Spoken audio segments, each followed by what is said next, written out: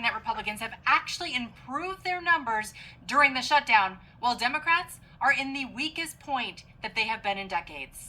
Starting with Republicans, how has the shutdown seemed to have affected their political standing? Yeah, you might think, given that the Republicans are in charge of both the House and the Senate, that a government shutdown might actually hurt the Republican brand. But in fact, it hasn't. If anything, it's been helped a little bit. Take a look here, the shift in net popularity versus pre-shutdown.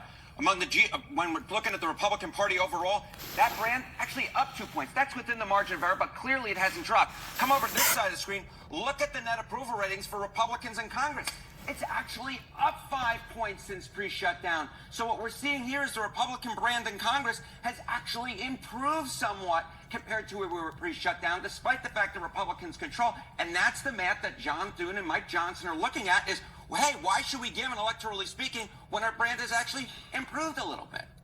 It is so good to see that a majority of the American people are finally seeing through all this noise. Speaker Mike Johnson, Leader Thune, they're taking these numbers seriously because it proves what we already knew. Americans understand exactly who is holding them hostage. It's not the Republicans. In fact, the Democrats, they're refusing to negotiate unless their radical spending demands are met. Just listen to what has been included in their ransom note. When I say they want to send money to foreign countries, this is some of the things that they would propose that we spend money on again. They're demanding, this is a ransom to reopen the government. Things like $4 million for global LGBTQI plus awareness campaigns around the world. $4 million for the LGBTQI plus democracy grants in the Balkans. They want $2 million for feminist democratic principles projects in Africa. We're not doing that. So while American families are cutting coupons and skipping meals just to afford groceries, Democrats are demanding millions in taxpayer money for global gender ideology campaigns that are overseas. You can't make this up. They're demanding we fund woke projects in foreign countries while Americans at home can't afford basic necessities.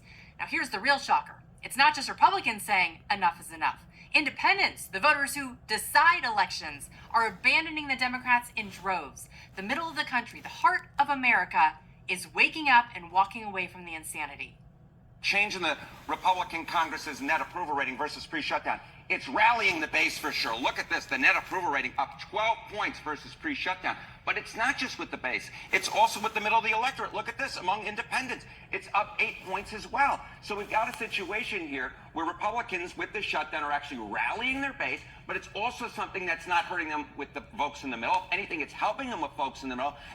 That's huge, and it completely flips the political playbook on its head. Independents, they usually always swing away from the party that's in power, but this time, they're moving toward Republicans. It just shows you